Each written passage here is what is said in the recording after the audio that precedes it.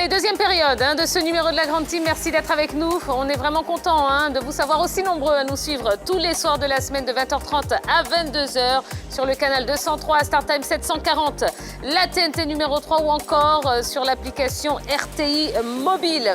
La Grande Team est toujours là, toujours en forme et nos deux invités sont également ici puisque ce soir, la Grande Team reçoit deux promoteurs d'événements sportifs. Le premier est un entrepreneur français originaire du Mali. Il est l'organisateur du plus grand tournoi de streetball au monde, le Quai 54. Le second est ivoirien d'origine libanaise. Il possède des espaces de football. Eh bien, messieurs, Amadoun Sidibé et Darwish Zarour sont avec nous. Oh, ben, on va les applaudir. Ben oui, même s'ils n'ont pas fait d'entrée, on va quand même les applaudir. Bonsoir, messieurs. Bonsoir. Bonsoir. Vous allez bien? Ça va très bien, merci. Bon, alors, on commence par qui? Allez, on va commencer avec, allez, au hasard, Darwish. Voilà, monsieur Darwish Zarour. Voilà. D'où vient votre passion pour le football sur des espaces réduits? Ben déjà, depuis très petit, moi, je suis un passionné fou de foot. Oui. Et j'ai essayé de faire carrière dans le football, mais malheureusement, vous savez, à l'époque, les parents n'étaient pas trop favorables dans le fait de partir à l'étranger tout seul et tout ça. Donc, finalement, on est resté sur Abidjan et puis on a continué notre passion. Et ma passion pour le foot, le mini-foot, c'est arrivé en 2012. J'étais à Montpellier. Et je m'ennuyais, donc je suis allé jouer une partie de foot avec des amis dans un terrain de foot réduit. Et j'ai adoré parce que, bon, voilà, il n'y a pas besoin de trop courir, il n'y a pas besoin de faire de longs trajets, de longues distances et tout. Donc, ce jeu m'a plu, je suis revenu à Abidjan. Et puis, j'ai décidé de mettre ce mini-foot en place ici en Côte d'Ivoire avec mon premier terrain que j'ai ouvert en 2013. Qui s'appelle le Temple du foot. Et depuis, c'est une longue série de belles aventures qui se passent. Voilà. Alors, rapidement, dans le foot classique, votre jeu s'est adapté. On pourrait le comparer à quel style de jeu aujourd'hui? C'est-à-dire... le mini-foot ou non, moi, dans le foot classique, vous personnellement? Moi, personnellement, on devrait vous identifier à un joueur.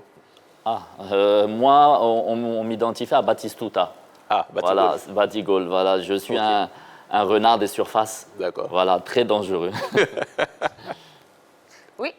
Vous aviez une question aussi sur le mini-foot et les variantes. Le mini-foot, futsal, c'est quoi la différence entre... Le mini-foot, c'est le dérivé direct du football classique. Mais il se joue au lieu de 10-1 gardiens, il se joue à 6-1 gardiens ou 5-1 gardiens ou 7-1 gardiens. Ça dépend des différentes configurations. Voilà, donc le mini-foot, c'est le dérivé direct du football. C'est les mêmes règles, c'est tout pareil. C'est juste que la dimension du terrain, c'est la moitié du terrain de foot. Mais au futsal aussi, on a un gardien. Au futsal, on a un gardien, on a tout ce que vous êtes en train d'énoncer. Peut-être que c'est le nom qui diffère, mais bon, on a presque les mêmes similitudes. Au futsal, oui, mais par contre, au futsal, il y a des petites règles qui s'appliquent que nous, personnellement, dans le mini-foot, on n'a pas. Nous, je vous dis, c'est pareil que le foot classique, mais c'est juste que c'est réduit. Il y a moins de joueurs.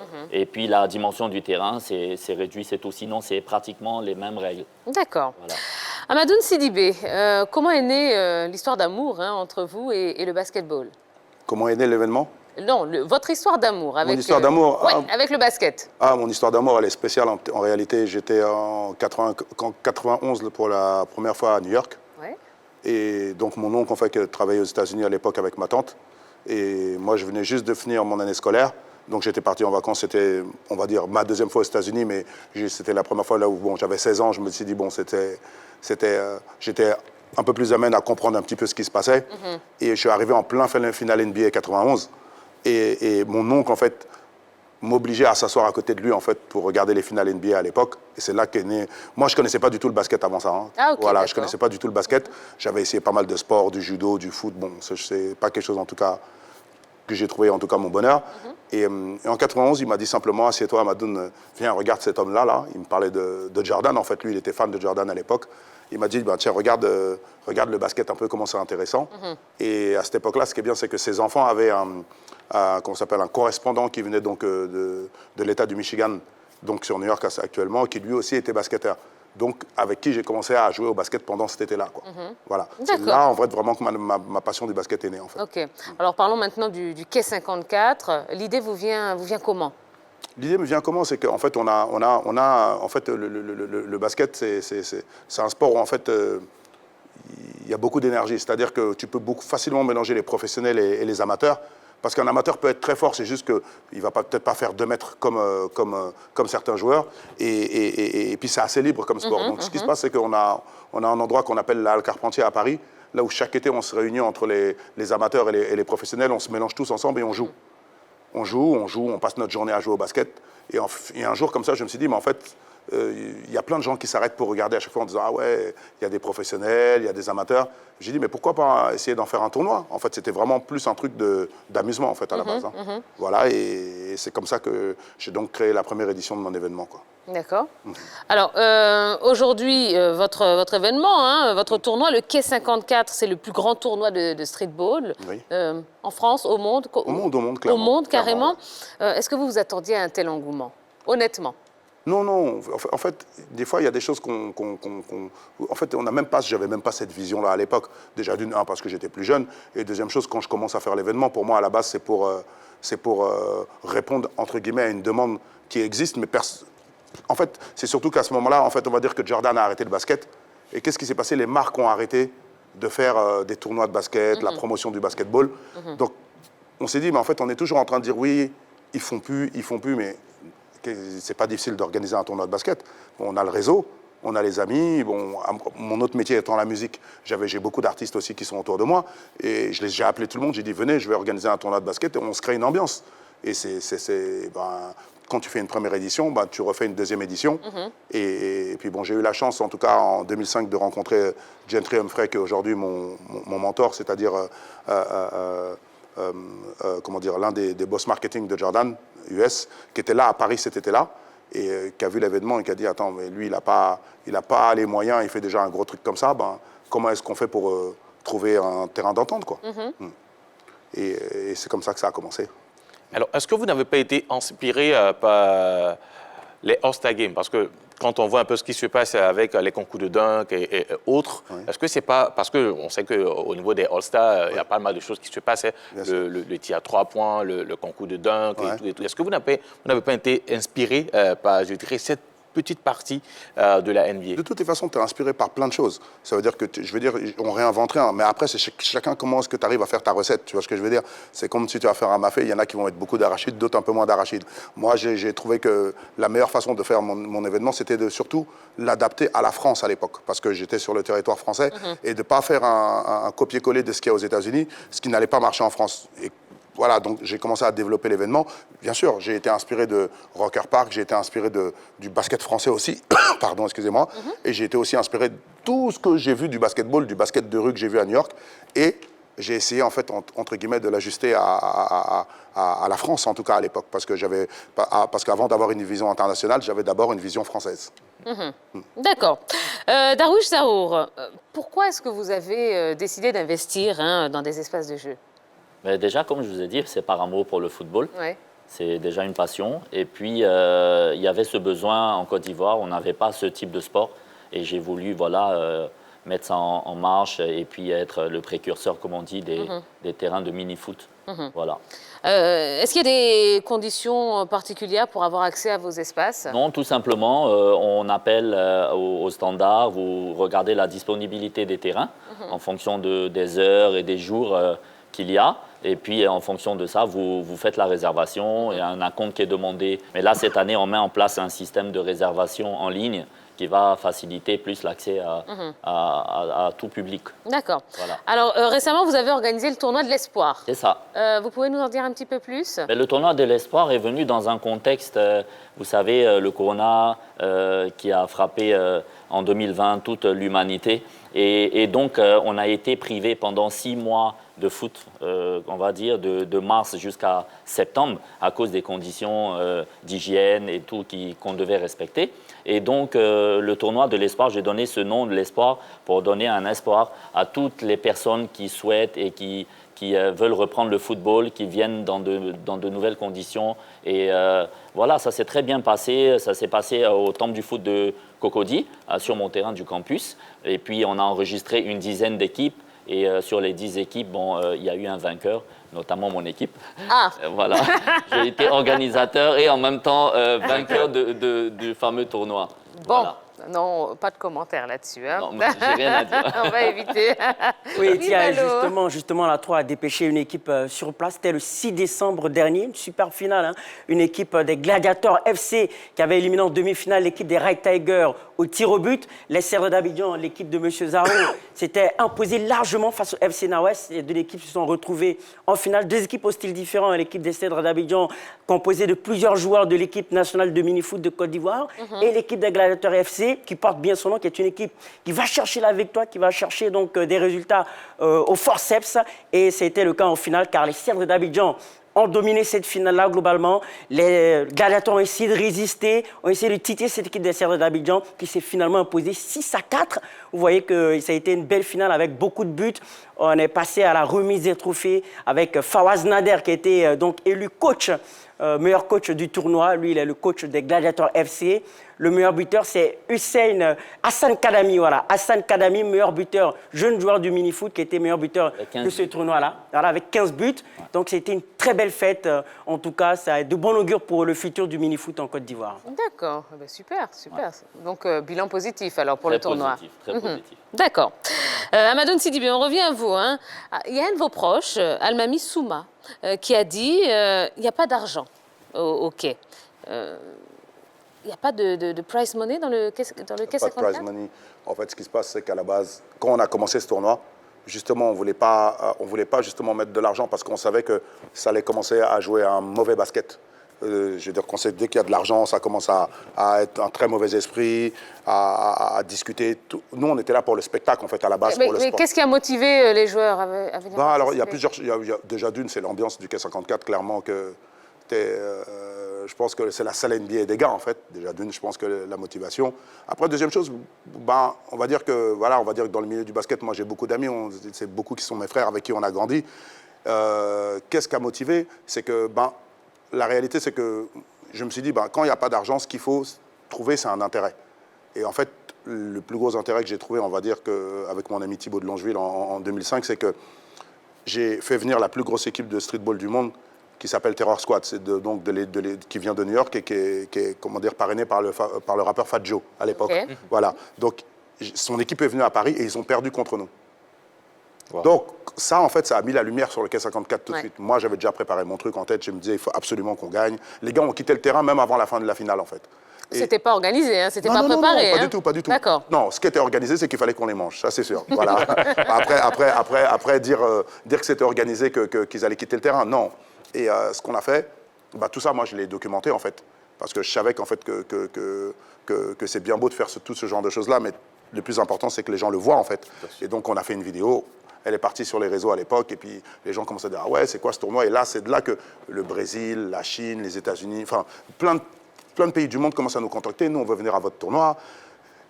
Nous, on avait dit, de toutes les façons, qu'on veuille ou pas, et c'est encore valable aujourd'hui, on a beau créer tout ce qu'on veut, en tout cas, c'est le côté américain qui officialise toujours les choses. Voilà. Et le fait qu'ils soient venus, ça a donné tout de suite du crédit au tournoi.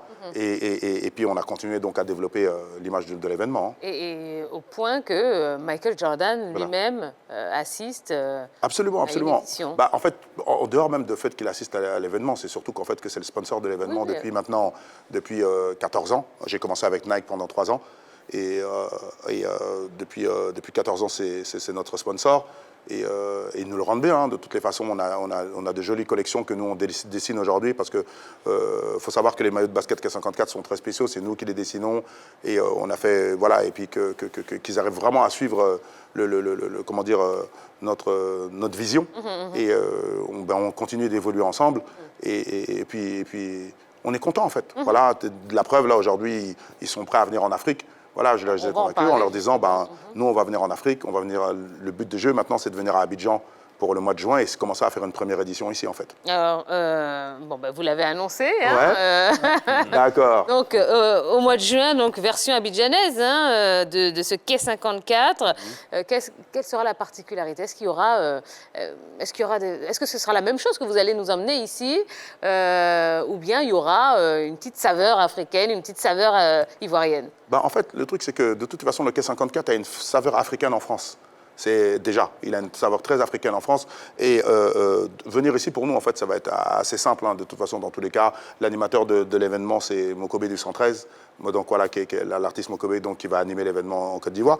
Le truc, c'est que bien sûr, il y aura ce côté, on va essayer de faire, bien sûr, de faire jouer d'abord les talents musicaux africains de Côte d'Ivoire et compagnie, et bien sûr autour qui peuvent être aussi dans les pays limitrophes. Le truc le plus important, c'est que la compétition va être avec des pays africains qui vont tous venir sur Abidjan. Et les 2 finalistes sont censés venir à Paris pour participer à la partie finale du K54, en fait. Voilà. Alors, combien d'équipes vous attendez? Et puis, comment se fait, je dirais, l'inscription? C'est vrai, vous avez parlé de plusieurs pays, mais comment se fait la sélection et, voilà. Des équipes en Afrique? Bien sûr. Oh ben non, de toute façon, encore une fois, c'est beaucoup de réseaux. Et le nom K54, on sait, les gens savent déjà un petit peu quel type de joueur qui va pouvoir venir jouer à cet événement. Après, clairement, le K54 à Paris, c'est des joueurs NBA, des joueurs professionnels.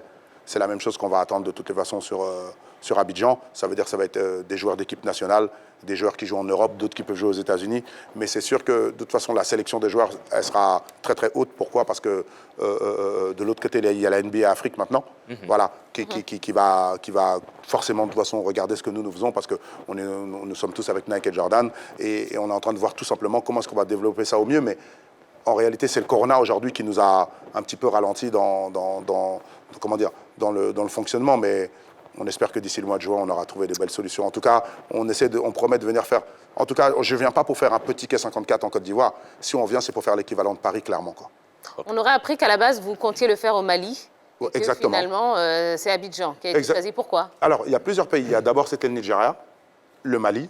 Et finalement, je fais Abidjan. Bon, Abidjan, en fait, bon, après, j'ai ma famille qui est ici aussi, qui m'a beaucoup incité à, à venir, faire l'événement ici. Pourquoi? Parce que c'est clair qu'il y a un moment, Abidjan, qu'on veuille ou pas, c'est quand même une plateforme qui est super intéressante en termes d'énergie, en termes de consommation. Les gens voient c'est un pays, en fait, de toutes les façons, là où je sais que le Quai 54 pourrait être très bien attendu parce qu'ils aiment le spectacle, ils aiment la fête. Voilà, donc... Pour ce qui concerne le Mali, j'ai un autre projet aussi actuellement, c'est plutôt déjà commencer par refaire tous les terrains de basket, en fait, voilà, qui sont extérieurs. Et après, on verra si le Quai 54 se déplacera de temps en temps, peut-être dans des pays d'Afrique. Mais on va dire que pour la première édition aujourd'hui, après réflexion et après étude de marché, entre guillemets, on sait qu'Abidjan, c'est le meilleur pays pour pouvoir l'organiser aujourd'hui, en tout cas en Afrique francophone. D'accord, très bien. Darwish Zarour, vous êtes donc vice-président de la Fédération ivoirienne de mini-foot. Quelle est la situation de la discipline ici en Côte d'Ivoire? Et déjà, la Fédération ivoirienne de mini-foot est née en 2017 et la présidente, c'est Mme Djelika Yeo. Qui est à la tête de cette organisation. Donc en fait, depuis 3 ans, on exerce, mais de manière très timide, parce qu'on n'a pas encore développé comme il faut et comme il se doit les activités de cette fédération.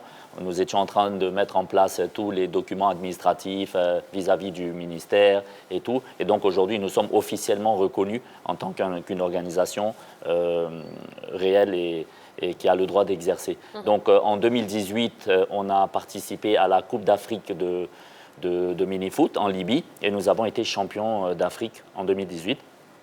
C'était à l'époque de M. Amicha qui était ministre des Sports. Oui. Voilà. Et donc depuis lors, on devait participer aux différentes compétitions internationales, notamment la Coupe du Monde. Mais on n'a pas eu l'occasion de le faire à cause de la pandémie de coronavirus qui a tout retardé et voilà, qui nous a mis en instance pour l'instant. Mais sinon, la fédération se passe très bien et on a de très bonnes perspectives pour cette année. Alors, combien d'équipes au sein de la fédération? Combien de? Combien d'équipes vous avez au sein de la fédération? Combien de personnes? Non, les équipes, est-ce qu'il y a des équipes?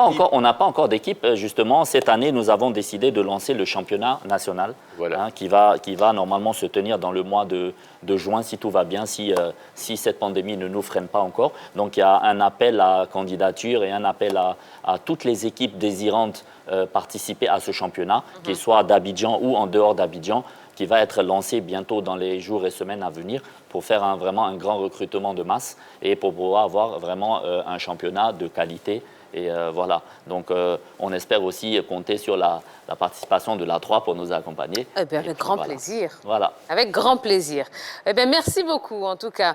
On va marquer une toute petite pause. Monsieur Darwish Zarour, vous allez nous laisser, malheureusement. Ouais. En tout cas, on est très heureux d'avoir passé ce temps avec vous Moi et d'avoir aussi. découvert cette fédération de mini-foot. Allez, si vous aviez un mot pour inciter les gens à pratiquer cette discipline, qu'est-ce que vous leur diriez en regardant votre caméra? Je leur dirais à tous les jeunes et tous ceux qui n'ont pas pu vivre leur passion du foot en tant que joueur professionnel, de se reconvertir dans le mini-foot parce que c'est, on va dire, le métier d'avenir. Et je personnellement, prends l'engagement de mettre en place sur la Côte d'Ivoire un maximum de terrains pour pouvoir faire profiter d'un maximum de personnes. Et puis, on compte sur Dieu et on compte sur vraiment l'avenir. Et on espère que cette pandémie va finir au plus vite pour qu'on puisse quand même respirer, comme on dit. Absolument, absolument. Voilà. Merci beaucoup. Merci à vous. Allez, on va marquer une nouvelle pause. On va se retrouver dans un instant. On va parler de Manchester United, l'énigme Pogba. Et là, vous pourrez nous appeler pour nous dire ce que vous en pensez. Pogba est-il un grand joueur ou est-il un joueur surcoté? Eh bien, on en parle juste après la pub. Ne bougez pas.